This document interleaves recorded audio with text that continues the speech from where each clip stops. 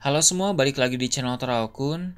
Sebelum pembahasannya dimulai, silahkan klik tombol subscribe dan aktifkan lonceng notifikasinya supaya kalian gak ketinggalan info dan teori terbaru seputar One Piece.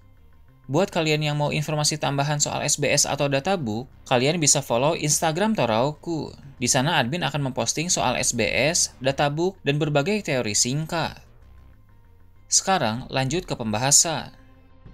Berbagai hal menarik akan terjadi dalam chapter-chapter ke depan nanti, sebab cerita saat ini memang telah semakin seru dan kompleks. Di Pulau Egghead, Saturn telah menggunakan teknik summoning untuk memanggil 4 Gorosei lain datang ke sana. Hal tersebut pun akan membuat Luffy bentrok melawan 5 Gorosei sekaligus, sebab mereka muncul tepat di hadapan si topi jerami itu. Dalam pertarungan Luffy melawan 5 Gorosei, dia akan menggunakan berbagai teknik baru dalam mode Gear 5. Seperti yang kita tahu, Awakening Hito-Hito no Mi model Nika memberi Luffy kekuatan kebebasan, sehingga dia bisa dengan mudah menciptakan teknik-teknik baru sesuai dengan imajinasinya. Serangan-serangan Luffy dengan teknik barunya itu ada yang bisa mengenai para Gorosei. Namun, sama halnya dengan Saturn, 4 Gorosei lain pun bisa regenerasi. Hal itu tentu membuat Luffy kesal, karena menyerang mereka hanya membuang-buang tenaga saja. Saat para Gorosei membalas serangan Luffy, dia pun terdesak dan kewalahan. Luffy mengalami luka-luka karena harus menghadapi 5 Gorosei sekaligus, walaupun Luffy tetap masih dalam keadaan yang sanggup untuk terus bertaruh. Di sana, para Gorosei akan berkata bahwa Luffy masih belum sekuat Joy Boy yang lama.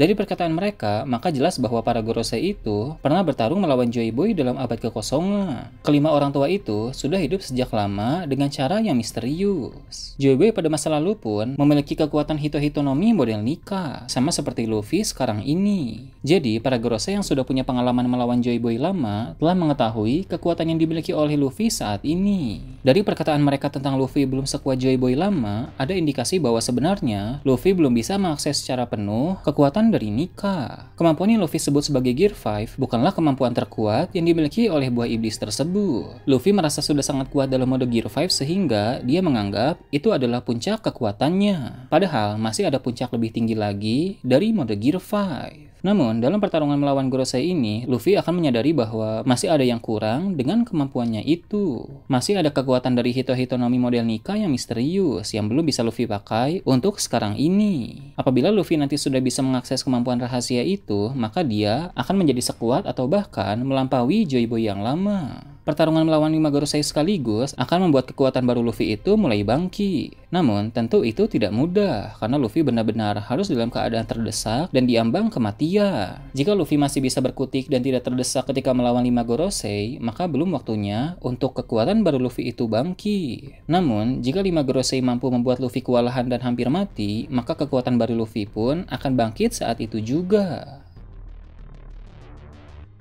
Cerita dalam chapter terbaru ini pun akan memperlihatkan keadaan di kerajaan Kamabaka, tempat di mana pasukan revolusi sedang berada saat ini.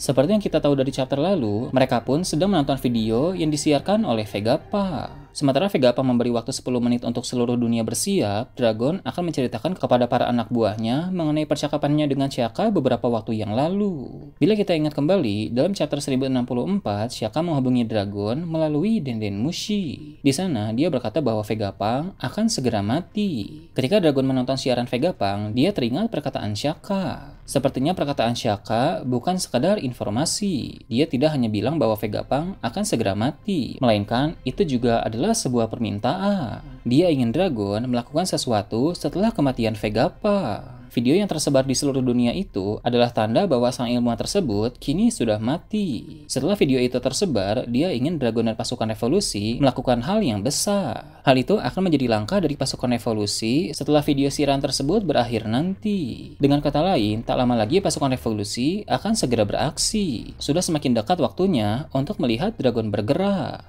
Selain kerajaan Kamabaka, Pulau Beehive sebagai markas bajak laut Kurohige pun akan diperlihatkan. Kurohige sudah berada di sana. Dia sedang menonton video siaran dari Vegapunk, sama seperti banyak orang lain di seluruh dunia. Orang seperti dirinya pasti tidak akan ketinggalan untuk menonton siaran itu. Kurohige akan sangat tertarik karena Vegapunk berkata akan menceritakan kebenaran tentang dunia. Seperti yang telah dikonfirmasi dalam salah satu SBS, hobi Kurohige adalah mempelajari sejarah, sehingga dia pasti antusias untuk menanti apa yang akan dibahas oleh sang ilmuwan jenius itu. Saat sedang menonton video itu, Kurohige ditemani oleh para komandan Titan. Yang tidak ada di sana hanya Van Augur, Katarina Devon, Laffy dan Kuza. Untuk Van Augur dan Katarina Devon, kita tahu mereka masih dalam perjalanan dari Pulau Egghead. Untuk Laffite, dia tidak berada di markas karena sedang melaksanakan suatu misi penting dari Kurohige. Sedangkan untuk Kuzan, alasan mengapa dia tidak berada di tempat tersebut belum diketahui. Mungkin ketiadaan Kuzan berkaitan dengan nasib Garp yang beberapa waktu lalu menyerang Pulau Bihi. Sementara Kurohige dan kawan-kawan menunggu 10 menit sebelum Vegapunk mulai mengungkapkan kebenaran dunia, terjadi percakapan antara mereka. Kurohige bilang kepada Shiryu bahwa setelah Van Augur dan Devon tiba, Shiryu akan melaksanakan misi bersama mereka. Misi itu adalah untuk menyelinap ke penjara Impel Down.